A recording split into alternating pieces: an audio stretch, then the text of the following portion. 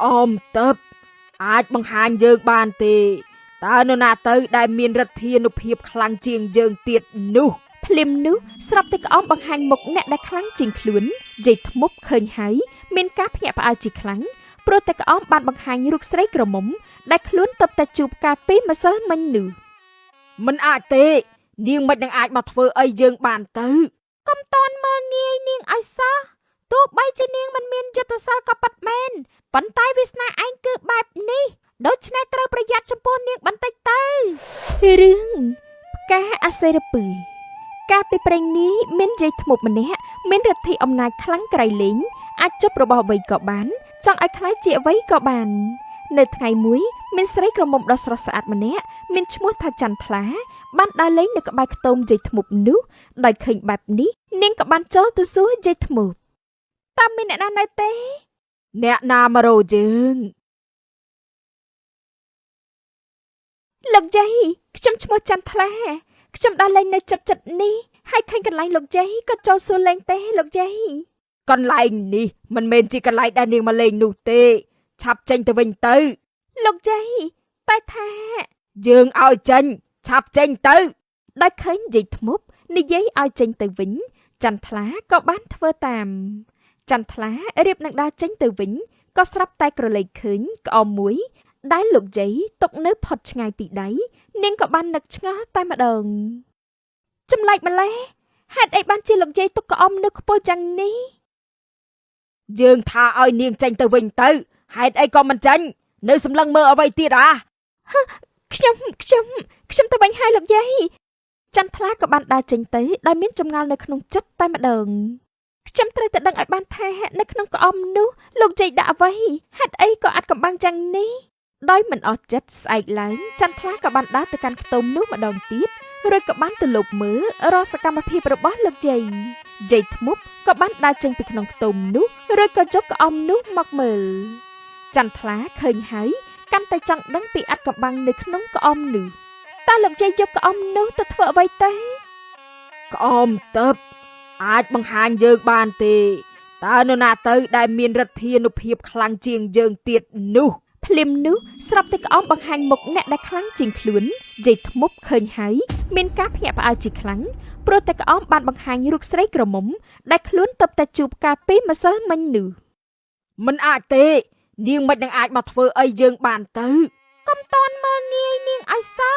ទោះបីជានាងមិនមានយុទ្ធសាស្ត្រក៏ពិតមែនប៉ុន្តែវាសនាឯងគឺបែបនេះដូច្នេះត្រូវប្រយ័ត្នចំពោះនាងបន្តិចទៅចន្ទថ្លានៅឆ្ងាយពេកស្ដាប់មិនឮយាយធ្មប់និយាយអ្វីជាមួយក្អមនោះឡើយប៉ុន្តែនៅពេលដែលយាយធ្មប់ទុកក្អមនោះនៅកន្លែងដើមវិញចន្ទថ្លាក៏លួចទៅយកក្អមនោះមកមើលព្រោះចង់ដឹងថានៅក្នុងក្អមនោះមានអ្វីគ្មានអ្វីនៅក្នុងក្អមនេះឡើយចောက်បាញ់មិញនេះលោកយាយនិយាយជាមួយអ្នកណាទៅហេតុអីក៏នាងមកទៀតហើយចន្ទថ្លាភ្ញាក់ព្រឺតក៏ធ្វើឲ្យក្អមរបូតធ្លាក់ពីដៃលោកយាយខ្ញុំសុំទោសផងខ្ញុំគ្មានចេតនាទេលោកយាយនាងធ្វើឲ្យក្អមយើងធ្លាក់បែកយើងនឹងដាក់ទោសនាងជប់នាងឲ្យខ្លាយទៅជាផ្កាមួយតោកដែលស្រស់ស្អាតដោះនៅក្នុងព្រៃអ្នកណាក៏ចង់ប៉ះតែជាផ្កាអាសេរពឺ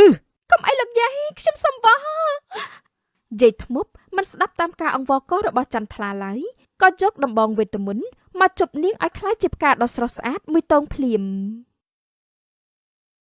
នេះជាទោសកំហុសដែលនាងធ្វើឲ្យក្អមយើងបែកអ្នកណាក៏ដោយឲ្យតែបានប៉ះនឹងត្រូវស្លាប់ទាំងអស់រហូតដល់ពេលមានបរិសដែលជាគូព្រេងរបស់នាងមកប៉ះទើបនាងអាចវិលមកជាមនុស្សវិញបាននិយាយរួចហើយយាយធ្មប់ក៏យកដំបងវេទមន្តក្រវីចុះឡើងនាំយកផ្កានោះទៅដោះក្នុងព្រៃក្បែរជើងភ្នំមួយមានថ្ងៃមួយមានបរិសម្នាក់ដែលកាប់អស់ក៏បានប្រទះឃើញផ្កានោះបរិសនោះក៏យកដៃទៅប៉ះក្នុងបំណងដើម្បីកាច់យកទៅផ្ទះលោកពូកុំកាច់អីកុំកាច់ខ្ញុំអីលោកពូកុំកាច់អីលោកពូហេចម្លែកម្លេះហេតុអីក៏ផ្កានេះអាចនិយាយកើតបើយើងកាច់យកផ្កានេះទៅលក់ប្រហែលជាមានអ្នកចាប់អារម្មណ៍ចង់បានច្រើនហើយដល់ពេលនោះយើងនឹងបានប្រាក់ច្រើនជាមិនខានកំប៉ាផ្កានេះលោកពូកំប៉ាអី ចន្ទថ្លាបានព្យាយាមប្រាប់ជាច្រើនលើកច្រើនសារប៉ុន្តែពូម្នាក់នោះនៅតែមិនព្រមស្ដាប់តាមដដែលក៏លុកដៃទៅប៉ះផ្កាគ្រាន់តែប៉ះផ្កាភ្លាមស្រាប់តែដៃក៏ប្រែជាពណ៌ខ្មៅប្រដេញរហូតខ្មៅទាំងខ្លួនស្លាប់នៅទីនោះតែម្ដងអើខ្ញុំសុំទោសលោកពូផងខ្ញុំគ្មានចេតនាទេលុះស្អែកឡើងមានលោកអ៊ំម្នាក់ទៀតដើរកាត់ទីនោះលោកអ៊ំនោះឃើញផ្កាស្រស់ស្អាតបែបនេះក៏នឹកចង់កាត់យកទៅផ្ញើប្រពន្ធនៅឯផ្ទះដើម្បីយកទៅវត្ត ផ្កានេះស្អាតណាស់បើកាច់យកទៅផ្ញើយាយវាប្រហែលជាយាយវាសប្បាយចិត្តជាមិនខានទេ ចន្ទថ្លាឃើញលោកអ៊ំចង់កាត់យកទៅបែបនេះក៏និយាយប្រាប់តែប្រាប់មិនទាន់ផងលោកអ៊ំក៏បានប៉ះផ្កានោះទៅហើយធ្វើឲ្យដៃលោកអ៊ំប្រែជាខ្មៅរាលដាលដល់ខ្លួនថែមទៀតផង តើមានរឿងអីហេតុអីក៏ខ្លួនខ្ញុំប្រែជាខ្មៅបែបនេះ និយាយបានប៉ុណ្ណេះលោកអ៊ំក៏បានដួលស្លាប់នៅជិតផ្កានោះទៅចន្ទថ្លាក៏សម្រក់ទឹកភ្នែកដោយក្តីអាណិតជាប៉ុនពេកលោកអ៊ំឲ្យខ្ញុំសុំទោសខ្ញុំគ្មានចេតនាទេ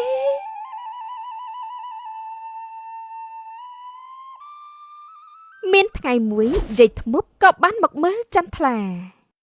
យ៉ាងម៉េចហើយផ្កាអាសេរពឹសតើនាងបានសម្លាប់មនុស្សប៉ុន្មានអ្នកហើយ យាយធ្មប់អ្នកអាក្រក់ណាស់អ្នកបានធ្វើឲ្យមនុស្សជាច្រើនអ្នកស្លាប់អ្នកសប្បាយចិត្តណាស់មែនទេ មែនយើងសប្បាយចិត្តព្រោះតែយើងបានសងសឹកនាង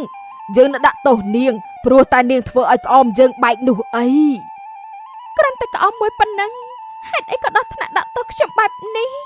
នាងក្មេងល្ងងក្អមនោះមិនមែនជាក្អមធម្មតាដូចជាដែលមើលឃើញឡើយក្អមនោះជាក្អមដូនតាធ្មប់របស់យើងដែលអាចប្រាប់រឿងរ៉ាវគ្រប់យ៉ាងឲ្យយើងដឹងតែនាងជាអ្នកបំផ្លាញក្អមនោះយើងដាក់ទោសនាងប៉ុណ្ណឹងនៅមិនទាន់ស័ក្តិសមផង ដាក់ទោសខ្ញុំបែបណាក៏បានតែសូមកុំឲ្យខ្ញុំសម្លាប់មនុស្សទៀតអីខ្ញុំមិនចង់ឃើញមនុស្សស្លាប់ច្រើនបែបនេះទេ នាងគ្មានសិទ្ធិតវ៉ាអ្វីទាំងអស់ និយាយគ្នារួចយាយធ្មប់នោះក៏ហោះទៅខ្ទមរបស់ខ្លួនវិញចំណែកចន្ទថ្លាបានត្រឹមអស់សង្ឃឹមព្រមមិនដឹងតើថ្ងៃណាទៅដែលគោព្រេងខ្លួនអាចមកជួយដល់បណ្ដាសានេះបានតើបរោះជាគោព្រេងខ្ញុំនោះនៅឯណាទេមកតែខ្ញុំប្រហែលជាគ្មានសង្ឃឹមអាចត្រឡប់ទៅជាមនុស្សវិញបានទេមានពេលមួយអ៊ំស្រីម្នាក់បានដើរទៅក្នុងព្រៃកន្លែងផ្កាអាសេរពឹសនោះអ៊ំស្រីឃើញផ្កានោះក៏បាននឹកថាចង់កាច់ផ្កានោះណាស់ព្រោះផ្កានោះស្អាតប្លែកមិនដែលបានឃើញពីមុនឡើយ ផ្កានេះស្អាតណាស់ខ្ញុំដូចជាមិនដែលឃើញពីមុនទេ រៀបនឹងយកដៃទៅកាច់ហើយស្រាប់តែចន្ទថ្លានិយាយថាអ៊ំស្រីខ្ញុំសុំវ៉កុំកាច់ផ្កានេះអី ហាផ្កានេះចេះនិយាយ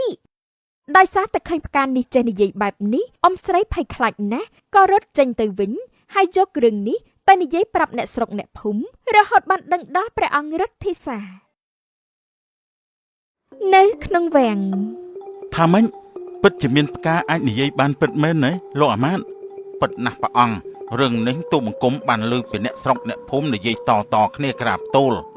តែមានដឹងទេថាកន្លែងដែលផ្កាដោះនោះនៅទីណាយើងពិតជាចង់ទៅមើលឲ្យឃើញផ្ទាល់នឹងភ្នែកណាស់ក្រាបទូលព្រះអង្គគឺនៅក្នុងព្រៃក្បែរជើងភ្នំឯណោះក្រាបទូល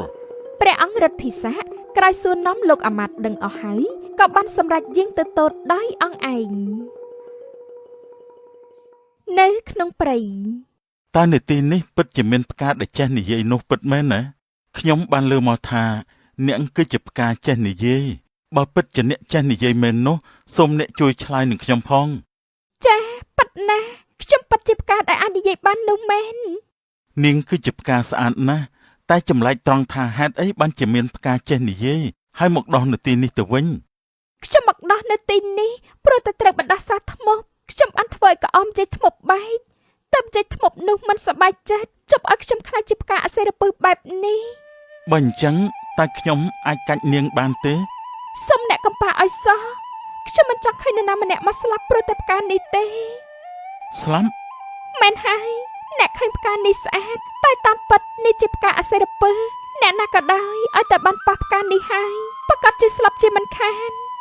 តើពិតដែរទេ ប៉ិតណាស់ដូច្នេះកំប៉ះផ្កានេះអី តើត្រូវធ្វើយ៉ាងណាទើបនាងអាចក្លាយទៅជាមនុស្សវិញបាន លុះត្រាតែមានបរិសុទ្ធដែលជាគូព្រៃរបស់ខ្ញុំមកប៉ះផ្កានេះនោះទើបធ្វើឲ្យខ្ញុំអាចក្លាយជាមនុស្សវិញបាន ចុះពេលណាទើបបរោះជាគូព្រេងនាងមកដល់ទីនេះទៅ ខ្ញុំខ្លួនឯងក៏មិនដឹងដែរថាអាចមានសង្ឃឹមនឹងអាចខ្លាចជាមនុស្សវិញបានឬអត់ផងនោះ ខ្ញុំពិតជាអាណិតនាងខ្លាំងណាស់ នៅក្នុងវាំងព្រះអង្គរិទ្ធីស័កក្រោយដឹងពីរឿងផ្កានោះហើយចេះតែមានចិត្តអាណិតដល់នាងជាពន់ពេករហូតសុបិនឃើញនាង ផ្កានេះស្អាតណាស់ខ្ញុំនឹងសាកល្បងប៉ះផ្កានេះបើសិនជាខ្ញុំជាគូនឹងនាងមែននោះនាងនឹងអាចរួចខ្លួនពីបណ្ដាសាធ្មប់ជាមិនខាន ព្រះអង្គរិទ្ធីស័កប៉ះផ្កានោះស្រាប់តែផ្កាបានប្រែក្លាយជាមនុស្សស្រីដ៏ស្រស់ស្អាតភ្លាមមួយរំពេចតែម្ដង នាងពិតជាខ្លាចជាមនុស្សពិតមែនយើងសុបិនតាបើសុបិននេះខ្លាចជាការពិតគឺពិតជាល្អណាស់តែយើងគួរតែសាកល្បងទៅជួយនាងដែរទេសម្រាប់ថាយើងនឹងទៅជួយនាងទៅចុះ ព្រះអង្គម្ចាស់ក្រោយសម្រេចព្រះតីរួចហើយក៏ជាងទៅកន្លែងផ្កាអសេរពឹសនោះម្ដងទៀតតែអ្នកមកទីនេះធ្វើអ្វីទៀត ខ្ញុំមកនេះព្រោះតែចង់ជួយនាងកាលពីយប់មិញខ្ញុំសុបិនឃើញថាខ្ញុំអាចជួយនាងបានខ្ញុំគិតថាខ្ញុំគឺជាគូព្រេងរបស់នាងហើយ តែធ្វើនេះប្រថុយពេកហើយចុះបើសិនជាមិនមែននោះអ្នកនឹងត្រូវស្លាប់ជាមិនខាន យើងគឺជាស្ដេចធ្វើអ្វីក៏ដោយក៏ត្រូវតែសម្រេចចិត្តឲ្យដាច់ដែរ ព្រះអង្គគឺជាស្ដេចខ្ញុំម្ចាស់មិនបានដឹងទេសូមព្រះអង្គអភ័យទោសឲ្យខ្ញុំម្ចាស់ផងចុះ មិនអីទេដល់ពេលហើយយើងនឹងសាកប៉ះនាងហើយយើងសូមផ្សងថាបើសិនជាយើងស្លាប់ដោយសារតែប៉ះនាងសូមឲ្យយើងកាត់ជាផ្កាហើយដោះនៅក្បែរនាងទៅចុះគ្រាន់បានកំដរនាងកុំឲ្យអបផ្សង ព្រះពោព្រះអង្គរិទ្ធីស័កក៏បានលូកដៃប៉ះផ្កានោះស្រាប់តែផ្កាក៏ប្រែក្លាយជាចន្ទថ្លាដោយកាលពីមុនព្រះអង្គខ្ញុំម្ចាស់ខ្លាចជាមនុស្សវិញហើយព្រះពោខ្ញុំម្ចាស់សប្បាយចិត្តណាស់ មែនហើយយើងក៏សប្បាយចិត្តដែរនៅពេលដែលយើងឃើញនាងខ្លាចជាមនុស្សបែបនេះនាងស្អាតណាស់ខ្ញុំមិនដែលឃើញនារីណាស្អាតបែបនេះពីមុនមកទេ ព្រះអង្គសរសើរខ្ញុំម្ចាស់បែបនេះខ្ញុំម្ចាស់អៀនណាស់ កុំអៀនអីព្រំលិខិតបានចារមកថាយើងទាំងពីរគឺជាគូនឹងគ្នាទើបយើងអាចធ្វើឲ្យនាងខ្លាយមកជាមនុស្សវិញបានបែបនេះមែនហើយខ្ញុំនៅមិនទាន់ស្គាល់ឈ្មោះនាងនៅឡើយទេ ខ្ញុំម្ចាស់ឈ្មោះចន្ទថ្លាព្រះអង្គម្ចាស់ ចន្ទថ្លាពិតជាពិរោះណាស់ស័ក្តិសមនឹងរូបសម្រស់នាងខ្លាំងមែនទែនយើងនឹងនាំនាងទៅក្នុងវាំង ព្រះអង្គម្ចាស់រិទ្ធីស័កបាននាំចន្ទថ្លាចូលទៅក្នុងវាំងម្នាក់ពេលបានឃើញចន្ទថ្លាក៏បានលន់មាត់សរសើរនាងគ្រប់គ្នាថានាងមានរូបសម្រស់ស្រស់អស្ចារ្យនៅក្នុងនគរ នាងស្អាតណាស់ចន្ទថ្លា សូមអរព្រះគុណព្រះអង្គដែលបានសរសើរខ្ញុំម្ចាស់ទោះបីជាបែបណាចន្ទថ្លាហាក់មានទឹកមុខមិនសូវស្រស់ឡើយព្រមមានអារម្មណ៍មិនសូវស្រណុកក្នុងចិត្តព្រះអង្គម្ចាស់ឃើញបែបនេះក៏បានសួរតែម្ដង តើនាងនៅមានអ្វីមន្ទិលនៅក្នុងចិត្តទៀតមែនទេ ព្រះពោព្រះអង្គខ្ញុំម្ចាស់នៅមិនតាន់សប្បាយចិត្តទេព្រះពោព្រោះពេលនេះមិនដឹងថាជ័យធ្មប់នោះនឹងចង់ធ្វើអ្វីទៀត រឿងនេះសូមនាងកុំខ្វល់ចិត្តធ្វើអីទុកឲ្យយើងជាអ្នកចាត់ការទៅចុះ ព្រះអង្គម្ចាស់រិទ្ធីស័កបានទៅរកលោកគ្រូរបស់ព្រះអង្គដែលពូកែខាងមុនវិជាការដើម្បីមកជួយដោះស្រាយលើរឿងនេះព្រោះដឹងច្បាស់ថាយាយធ្មប់នោះនឹងមករកចន្ទថ្លាម្ដងទៀតជាមិនខាននោះឡើយ លោកគ្រូពេលនេះតើលោកគ្រូមានវិធីអ្វីដើម្បីកម្ចាត់យាយធ្មប់កំណាចនោះបានដែរទេយាយធ្មប់នោះមានមុនវិជាខ្លាំងពូកែណាស់ប៉ុន្តែទោះបីជាបែបណាក៏គង់តែនៅមានចំណុចខ្សោយដដែលដែរ តើចំណុចខ្សោយនេះជាអ្វីទៅលោកគ្រូ ចំណុចខ្សោយរបស់យាយធ្មប់នោះគឺនៅលើដំបងវេទមន្តនោះហើយគ្រាន់តែយកដំបងវេទមន្តនោះទៅកប់ក្នុងដីរួចក៏យកភ្លើងដុតពីលើពេលនោះយាយធ្មប់នោះនឹងឆេះរាងកាយស្លាប់ដោយសារតែភ្លើងនោះជាមិនខាន តើធ្វើម៉េចអាចយកដំបងនោះបានទេបើដំបងនោះជ័យធ្មប់មិនដែលប្រហែលម្ដងណាឡើយ រឿងនេះអាស្រ័យទៅលើភាពឆ្លៀសវៃរបស់ព្រះអង្គនិងព្រះនាងហើយ ថ្លែងពីយាយធ្មប់ឯណោះវិញក្រោយដឹងថាមានអ្នកមកជួយរំដោះចន្ទថ្លាឲ្យคล้ายជាមនុស្សវិញហើយក៏កើតក្តីខឹងសម្បាជាខ្លាំង មិនគួរណាឯងឆាប់ជួបគូព្រេងបែបនេះសោះតែយើងនឹងមិនព្រមឲ្យឯងទាំងពីររស់នៅបានសុខឡើយ ដោយក្តីខឹងសម្បាយាយធ្មប់នោះបានប្រើយុទ្ធសិលចូលទៅក្នុងវាំងបំណងទៅធ្វើបាបចន្ទថ្លាម្ដងទៀត យើងមិននឹកស្មានថានាងអាចមកសោយសុខនៅទីនេះបាននោះទេតែគួរឲ្យស្ដាយភាពសោយសុខរបស់នាង យើងនឹងតាមបំផ្លាញនាងរហូត ចន្ទថ្លាពេលឮសំឡេងក៏ភ្ញាក់រួចបានឃើញយាយធ្មប់នៅក្នុងបន្ទប់នាងភ័យក៏ភ័យខ្លាចក៏ខ្លាចព្រោះដឹងថាយាយធ្មប់នេះប្រកាសជាមានបំណងអ្វីមិនល្អជាមួយនាងមិនខានយាយធ្មប់តើយាយមករកយើងមានការអ្វីទៀត គឺយើងតាមបំផ្លាញក្តីសុកឯងដោយដែលឯងបំផ្លាញក្អមយើងនោះអី តែយាយបានដាក់ទោសខ្ញុំរួចទៅហើយហេតុអីក៏នៅតែមកចង់កម្មចង់ពៀននឹងខ្ញុំទៀត គឺយើងចង់ឲ្យនាងស្លាប់នឹងហើយថ្ងៃនេះយើងនឹងមិនទុកឲ្យនាងរស់នៅបានទៀតនោះទេ រំពេចនោះជួនជាចៃដន្យព្រះអម្ចាស់រិទ្ធិស័កបានចូលមកដល់ល្មមព្រះអង្គ តែអ្នកជានរណាហេតុអីក៏ចូលមកទីនេះបាន នេះគឺជាយាយធ្មប់កំណាចនោះហើយព្រះប៉ម្ចាស់ បានមកទាំងពីរបែបនេះល្អហើយយើងនឹងឲ្យពួកឯងទាំងពីរស្លាប់ព្រមគ្នាតែម្ដង ចន្ទថ្លាតើនៅចាំបណ្ដាំលោកគ្រូដែរទេ ចាំគ្រប់ម៉ាត់ព្រះប៉ បើអញ្ចឹងដឹងហើយមែនទេថាត្រូវធ្វើបែបណានោះ ព្រះអង្គរិទ្ធិស័កបានព្យាយាមបង្វែងដានយាយធ្មប់ឲ្យចេញក្រៅបន្ទប់ទៅកន្លែងដែលមានដីវាលដើម្បីងាយស្រួលដណ្ដើមយកដំបងវេទមន្តនោះ យាយធ្មប់កំណាចបើយាយខ្លាំងពូកែមែននោះឆាប់មកតាមយើងមក យើងមិនខ្លាចឯងនោះទេ ក្រោយឲ្យយាយធ្មប់ទៅកន្លែងដែលមានដីវាលហើយព្រះអម្ចាស់ក៏ឲ្យយាយធ្មប់នោះយកដំបងវេទមន្តចេញមក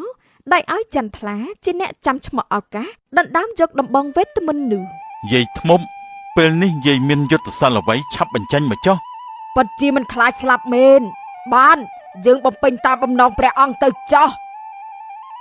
គ្រាន់តែទាញដំបងវេទមន្តនោះចេញមកភ្លាមបានឱកាសពេលយាយធ្មប់កំពុងតែភ្លេចខ្លួនចន្ទថ្លាក៏យកដំបងមកវាយដៃយាយធ្មប់ធ្វើឲ្យជ្រុះដំបងនោះចេញពីដៃរួចក៏យកដំបងនោះទៅកប់ក្នុងដីនិងដុតភ្លើងធ្វើឲ្យយាយធ្មប់ឆេះខ្លួននៅពេលនោះ មិនពិតទេ